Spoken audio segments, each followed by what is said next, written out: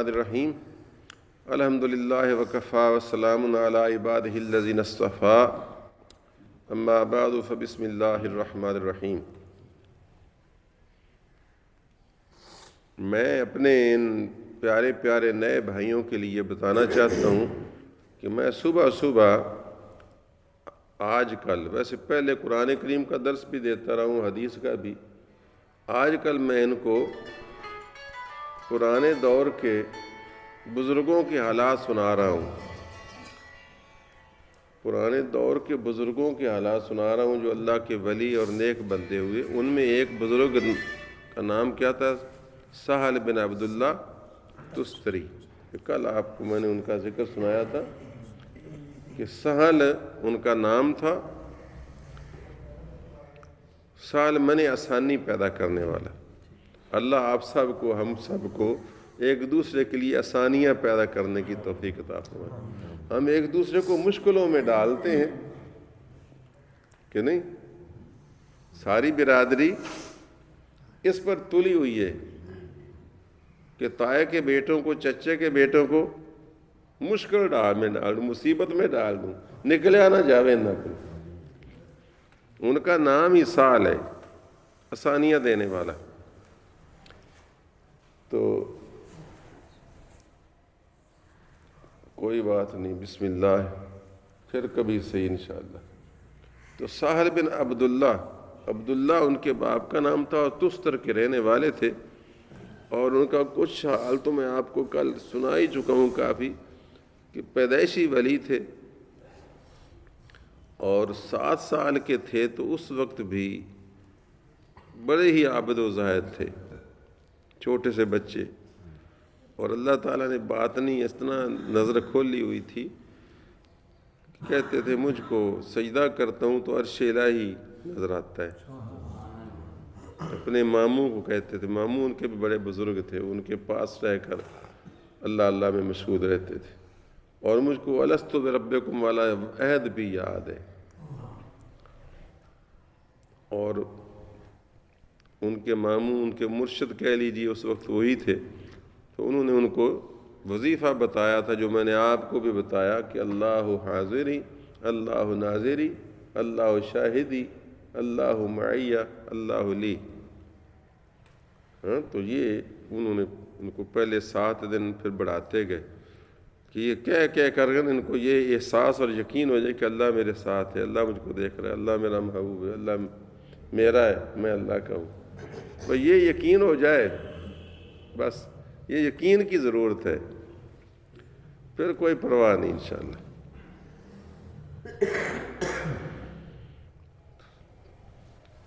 تو ماشاءاللہ انہیں بات تو ریاضت ابتدا میں شروع کر دی تھی۔ یہ بھی میں نے آپ کو بتایا کہ پہلے 1 دن کا روزہ، پھر 3 دن کا روزہ، پھر 7 دن کا، 40 کا، پھر 70 دن تک بھی۔ اب یہ روزے ہم نہیں رکھ سکتے کیونکہ اللہ کے ولیوں کو اللہ کریم باطنی قوت عطا فرماتا جاتا ہے۔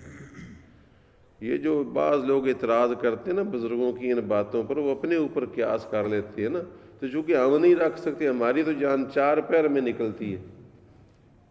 تو اس وجہ سے وہ کہتے ہیں کہ لو یہ ہو ہی نہیں سکتا۔ یہ تو اسی طرح جس طرح کوئی کہہ لو جی تخت بلقیس سے ایک چشم سدر میں لایا ہی نہیں جا سکتا اسلام آباد سے یہاں، تو جو کہے گا وہ بیچارہ اپنی رسائی کے مطابق ہی کہہ رہا ہے، اس کی دماغ کی رسائی یہی ہے۔ اور یہ اسی طرح جس طرح کوئی 50 سال پہلے کا بندہ یہاں آئے اور ہم اس کو کہیں کہ میں بیٹھ کر یہی امریکہ بات ابھی کبھی کر سکتا ہوں، تو کہ سوال ہی نہیں پیدا ہوتا، لے کوئی جم کے بھی تو آ جائے، تو اتنے بیٹھا ان گل کے میں تو کر سکنا ہے امریکہ،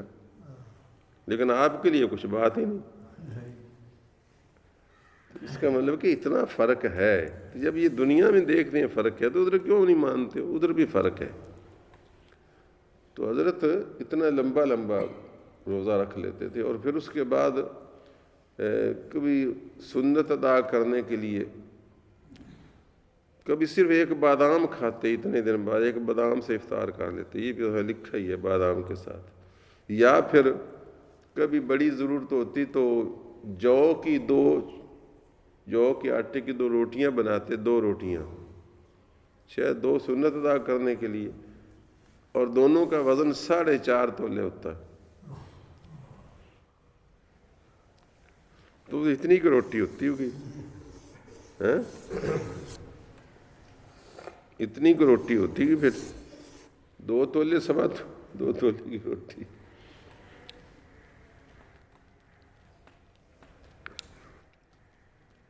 بلکہ آپ کا یہ قول عجیب ہے، فرماتے ہیں کہ ابتدا میں، جب ابتدائی دور تھا میرا، تو بھوکا رہنے سے کچھ نکاہت محسوس ہوتی تھی، اور کھانا کھانے سے کچھ تھوڑی سی طاقت محسوس ہوتی تھی، لیکن آگے چل کر یہ حالت ہو گئی تھی کہ کھانا کھانے سے نکاہت محسوس ہوتی تھی اور بھوکا رہنے سے قوت اور طاقت محسوس ہوتی تھی۔ جب یہ حال ہو جائے تو فرشتوں والے مقام پر پہنچ گیا نا بندہ، کہ کھانا کھانے سے کمزوری محسوس ہوتی تھی اور بھوکا رہنے سے طاقت محسوس ہوتی تھی، قوت محسوس ہوتی تھی۔ آپ کہیں گے ہمیں تو یقین نہیں آتا، میں بھی یقین دلا دیتا ہوں۔ قاری صاحب سے پوچھ لو،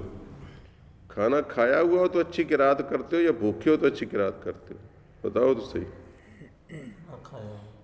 کھانا نہ کھایا ہوا ہو تو، یہ تو حال تو قاری صاحب کا ہے کہ کھانا نہ کھایا ہو تو اچھی قرات کرتے ہیں، اور کھانا کھایا ہو تو قرات میں دقت اور سستی ہوتی ہے پیدا۔ اسی پر قیاس کر لیں، آپ نے خوب کھانا کھایا ہوا اور مرغن غذا اور چائے شائے پی اور خوب مستی چڑھی، پھر آپ عبادت اچھی کرتے ہیں، یا بھوکے ہوں، ہلکا پیٹ ہو، ہلکا پھلکا پیٹ، تو پھر زیادہ اچھی عبادت ہوتی۔ کیوں جی؟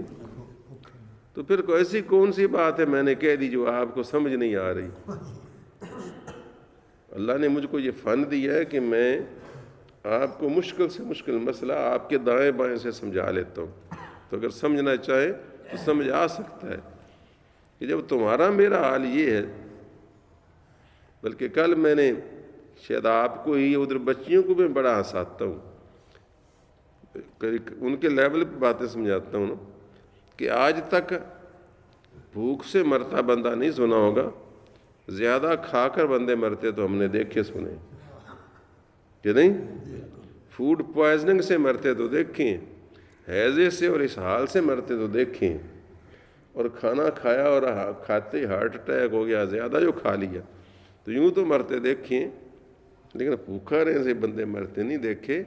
یہ ایک فیشن ہے میڈیا کا کہ لوگ بھوک سے مر رہے ہیں، بھوک سے نہیں مر رہے، حرص و ہوا سے مر رہے ہیں، یا اپنے اور مسائل ہوتے ہیں کہ یہ بھی مل جائے، وہ بھی مل جائے، اتنی تنخواہ کیوں نہیں، میری کیوں نہیں بڑی، فلاں کیوں نہیں ہوئی۔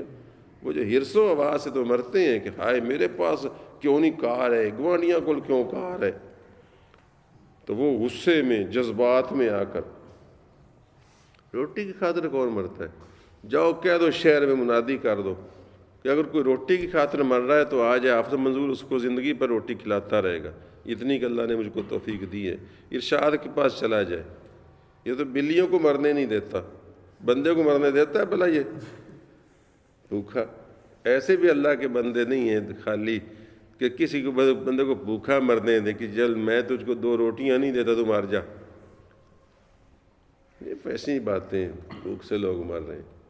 بھوک سے نہیں، عیاشیاں مانگتے ہیں اور طرح طرح کے پنگے لیتے ہیں، کوئی عشق میں مر رہا ہے، کوئی کسی اور میں، کوئی زد میں مر رہا ہے، کوئی مطلب سر چڑھ کر مر رہا ہے۔ جس طرح وہ چڑھا کھڑا تھا کھمبے پر کہ مینوں کرو بحال نہیں تو میں چھال مارنا، تو جڑی لاپرواہی کرنا نوکری سے ان کا کوئی پتہ نہیں، غیر حاضریاں کرنا ایویں تو نکلا معطل کیتا ہونا۔ سنا ہے آپ نے؟ کل پرسوں چوتھ کی بات ہے، کھمبے پر چڑھ گیا لاہور ایک بندہ، ٹیلی نار کے کھمبے پر، کہ مجھ کو انہوں نے نوکری سے نکال دیا ہے محکمے والوں نے، تو میں چھلانگ مارتا ہوں، میں تو یا تو مرتا ہوں یا مجھ کو نوکری پر بحال کرو۔ خیر انہوں نے اتار لیا کہہ کر کہ بحال کرتے ہیں، پھر انہیں جیل ٹھوک دیتا ہے۔ اب وہ کہہ سکتا ہے بھوک سے مار رہا ہوں میں۔ مطلب ہے کہ یہ ضد بازیاں چلی ہوئی ہیں یا اور باتیں ہیں، میں یہ ماننے کے لیے تیار نہیں کہ بندہ بھوک کی وجہ سے مرتا ہے۔ ہاں کھا کر مرتا دیکھا ہے، بلکہ سب بیماریاں یہ زیادہ کھانے کی وجہ سے ہمیں. تو حضرت فرماتے ہیں کہ بھوک سے مجھے مضبوطی اور قوت محسوس ہوتی تھی، اور کھانا کھانے سے نکاحت آتی تھی. اس سب کچھ کے باوجود پھر یہ بھی دیکھیے، شہر والے مخالف تھے، کئی مخالف ہو جاتے تھے، حتیٰ کہ کئی تو مولوی کفر کے فتوے لگاتے تھے، کیونکہ علماء ظاہر بھی ہوتے ہیں، ظاہر بھی. اب اس کو فیشن نہ سمجھو کہ میاں مولویوں کو کیا یہ سب کو فتوے لگاتے، لیکن یہ بھی حقیقت ہے کہ ظاہر بھی مولوی بس اپنی مرضی سے فتویٰ جاڑ دیتے ہیں.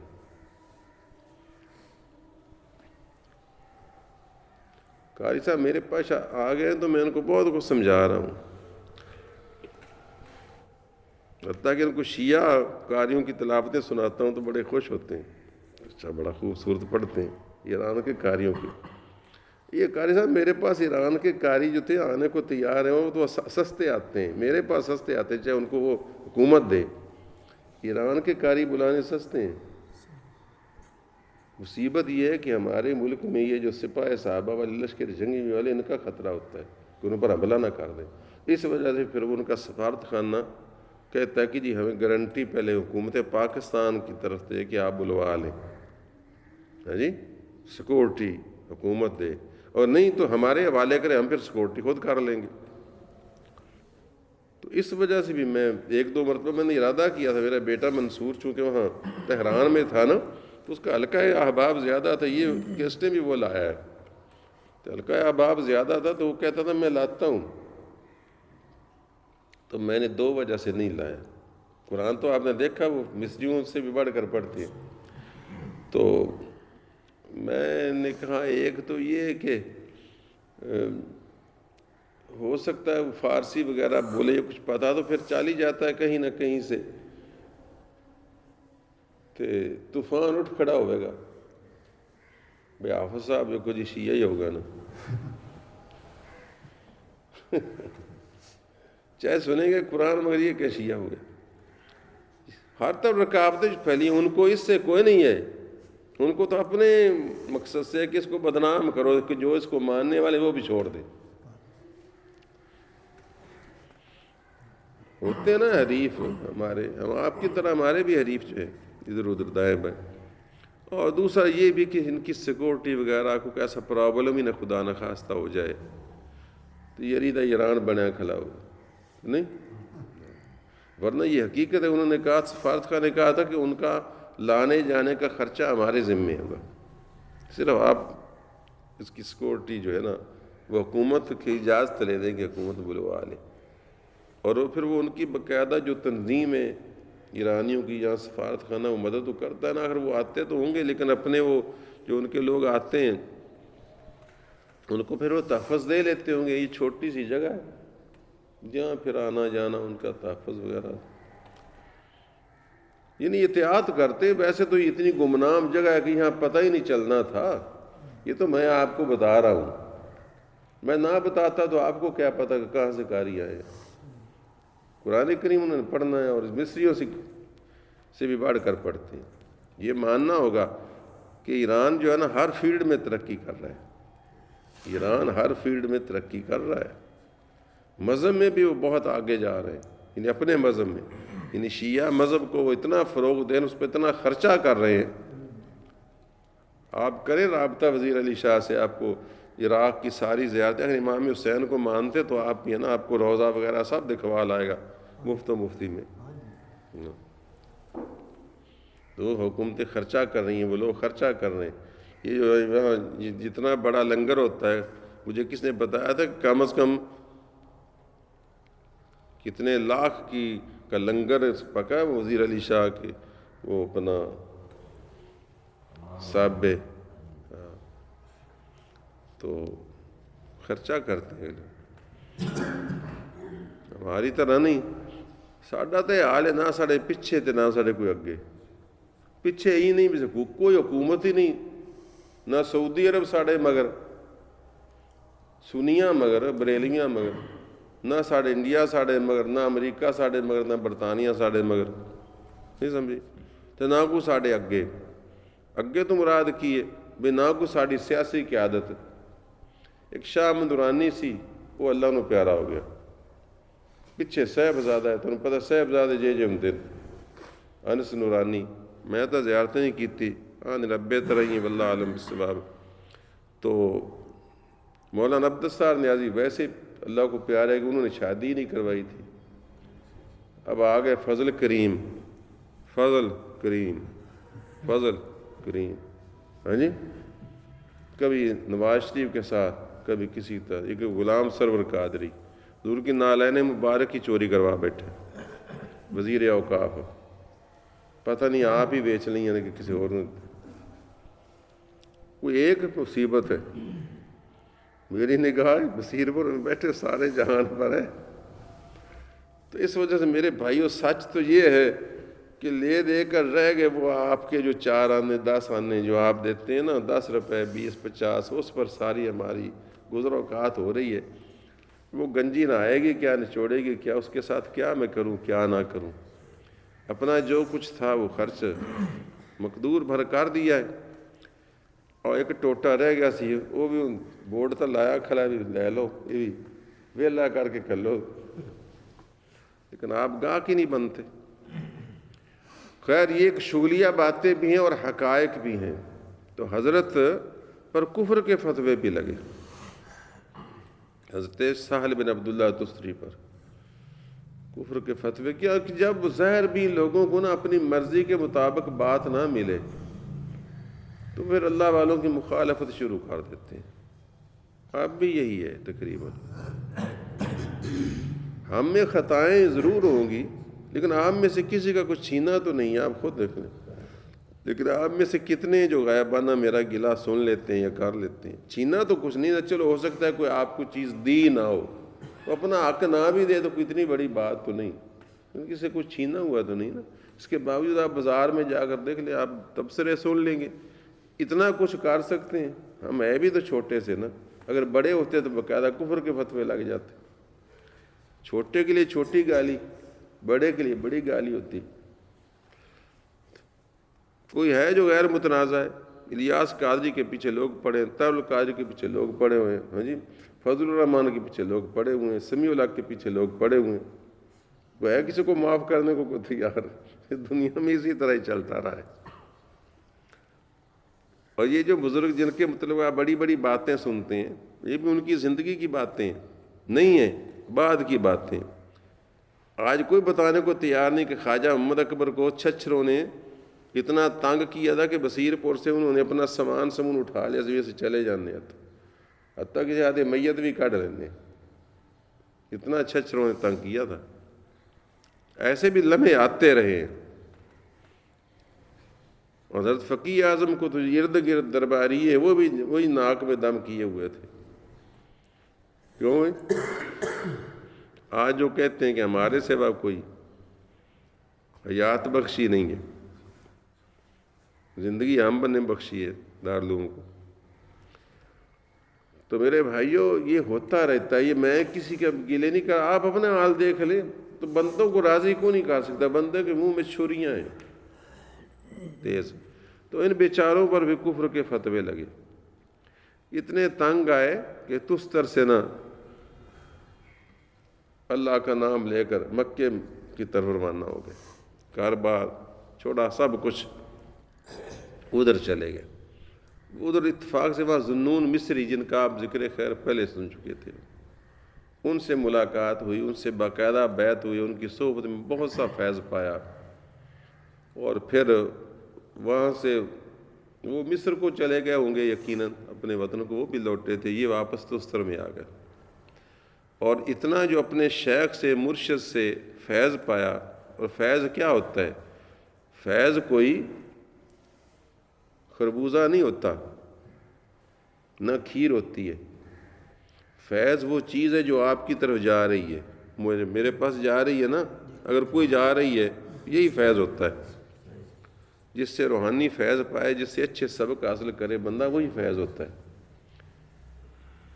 کئی آنے جی فیض ہی کو نہیں پایا، فیض ہی کو نہیں پلانا، پتہ نہیں فیض دین کون ہوتا ہے؟ وہ فیض دین نام بندے کا ہوتا ہے، جو فیض لیا جاتا ہے وہ اثرات ہیں، وہ اثرات ہیں، وہ نورانیت ہے، وہ ہدایت ہے جو کسی اللہ کے نیک بندے سے دوسروں کو نصیب ہوتی ہے، کسی کو تھوڑی کسی کو زیادہ۔ تو ان سے فیض یاب چونکہ ہوئے تھے، اور مرشد جس سے بندہ فیض یاب، اس کا ادب کتنا ہونا چاہیے یہ ان سے سیکھیے، کہ تستر میں واپس آنے کے بعد کوئی شخص آپ کو تکیہ لگائے نہیں دیکھتا تھا، کا دنالنا تکیہ لگا کر نہیں بیٹھتے تھے، اور کوئی مسئلہ سوال پوچھتا تو بتاتے نہیں تھے، جواب نہیں دیتے تھے۔ کس نے کہا جناب یہ کیا ہے کہ نہ آپ تکیہ لگاتے ہیں اور نہ ہی آپ کو سوال کا جواب دیتے، بس اللہ تعالیٰ کے ذکر میں فکر میں اللہ نے مشغول رہتے ہیں۔ تو کسی نے بہت ہی زیادہ مجبور کیا، تو آپ نے پہلے تو نہ بتایا، کئی سال جب 2-4 سال 5-10 سال بیت گئے تو ایک دن تکیہ لگائے بیٹھے تھے اور کہنے لگے یار آج پوچھنا ہے جو کچھ پوچھ لو۔ انہوں نے کہا پہلے تو یہی بتائیں کہ آج تکیہ کیوں لگایا ہوا ہے اور ہر سوال کا جواب دینے کو کیوں تیار ہے؟ تو فرمایا میاں مرشد کا ادب تو ضروری ہوتا ہے نا، جب تک مرشد موجود ہوں تو ان کا ادب ضروری ہوتا ہے کہ ان کے موجودگی میں تکیہ لگا کر بیٹھنا ادب کے خلاف ہے۔ کہاں وہ مصر میں ہے، کہاں یہ تستر میں ہے، سینکڑوں میل کا فاصلہ ہے، یعنی گویا کہ یہ رابطے کی کیفیت یہ ہے کہ جس طرح سامنے استاد بیٹھا ہو تو شاگرد تکیہ نہیں نہ لگا کر بیٹھتے، نہیں سمجھے؟ استاد کے سامنے بھی شاگردوں کو، یہ آج کل کے شاگردوں کو نہیں آتا، ویسے جو واقعی شاگرد ہوتے ہیں وہ یہ نہیں کہ استاد پڑھا رہا اور وہ تکیہ لگا کر بیٹھا ہو، جو اس کے سامنے ویسے تکیہ لگا کر بیٹھا ہو۔ کچھ ہماری مجبوریاں بھی ہیں، بوڑھے لوگ ہیں، بیمار لوگ ہیں، ورنہ سچ تو یہ ہے کہ محفل میں اس طرح بھی نہیں بیٹھنا چاہیے جس طرح میرا بھائی بیٹھا ہے، بیچارہ بیمار ہوگا، شاید میری طرح ٹانگوں میں ہو سکتا ہے تکلیف ہو، کوئی نہیں بیٹھے رہو، ویسے ہو سکتا ہے اتفاق سے، لیکن اس طرح بھی یہ بیٹھنا یہ بزرگوں کا یہ طریقہ تھا، لیکن ہم کر نہیں سکتے کیونکہ ہم نے اپنے جسم کو پالا ہی نہیں۔ بزرگوں کا یہ طریقہ تھا، یا تو اپنے مرشد اور عالم دین کے سامنے دوزانو بیٹھتے تھے، اور اگر دوزانو نہ بیٹھا جائے کیونکہ ہمارے پیٹ ہی بڑے ہیں تو پھر بندہ چوکڑی مار کر بیٹھے، 4 زانو، اس کو 4 زانو کہتے ہیں۔ یہ بیٹھنے کا طریقہ ہے، یہ بزرگوں نے سکھایا ہے۔ میں نے کہا ضمناً بتا دوں، چلو پتہ تو رہتا ہے نا، اور مجھے بس بھائی پڑھتا نہیں، پہلی مارچ بار آیا، مجھے بڑا پیارا لگ رہا ہے۔ تو فرمایا کہ انہوں نے کہا ہے اس کا مطلب کیا ہوا کہ شاید آج وہ فوت نہ ہو گئے، انہوں نے وہ دن وقت لکھ لیا، پتہ چلا کہ اس دن وہ فوت ہوئے، اس دن اسی وقت وہ فوت ہوئے، ذنون مصری مصر میں۔ گویا کہ دور رہ کر پاس ہو تم اس کرم کا شکریہ۔ مجھے قبلہ حضرت فقی اعظم رحمۃ اللہ نے خواب میں بتایا تھا کہ بیٹا، میں رونے لگا خواب میں، مجھ کو فرمایا بیٹا تم دور نہیں ہو، مت رو، تم دور نہیں ہو، دل کا رابطہ مضبوط ہونا چاہیے، تم آپ بھی مجھے مل سکتے ہو، باتیں کر سکتے ہو، یہاں تک آپ نے فرمایا۔ تو اس کا مطلب یہ ہوا نا، یہ کمزوریاں ہماری ہیں، تو کمزوری دور ہو جائے تو ظاہر کے بدلے کہ جس کو مرشد سامنے نظر آ رہا ہو وہ پھر تکیہ کیسے لگائے، اور جس کو مرشد سامنے نظر آ رہا ہو وہ اس کی موجودگی میں سوال کا جواب کیسے دے۔ مثلا ایک بندہ مجھ سے سوال کرے تو یہ جو ہے میرا شاگرد، یہ میری بجائے یہ جواب دینے لگے، اس کو تو نظر آ رہا ہے بیٹھے ہوئے، کیا عجیب قسم کی مقام و مرتبہ ہے۔ تو یہ بھائی اس طرح کے بندے ہوئے ہیں، اب اللہ ہی جانے۔ اگر حضور نے ایسے تو نہیں فرمایا کہ میری امت کے علماء بعمل جو ہیں بنی اسرائیل کے نبیوں کی طرح ہوں گے، تو مطلب نبی تو نہیں ہے لیکن شانوں کا اظہار تو اسی طرح کی لگ رہا ہے۔ تو حضور کی امت میں بڑے بڑے اللہ کے پیارے لوگ ہوئے ہیں، ان میں حضرت سہل بن عبداللہ تستری بھی تھے، ان کا ذکر میں نے کچھ سنا دیا۔ اللہم صلی وسلم وبارک علی سیدنا و مولانا محمد النبی الامی وعلی آلہ وصحبہ وبارک وسلم۔ ربنا آتنا فی الدنیا حسنۃ وفی الآخرۃ حسنۃ وقنا عذاب النار۔ ربنا تقبل منا انک انت السمیع العلیم وتب علینا انک انت التواب الرحیم۔ یا حی یا قیوم برحمتک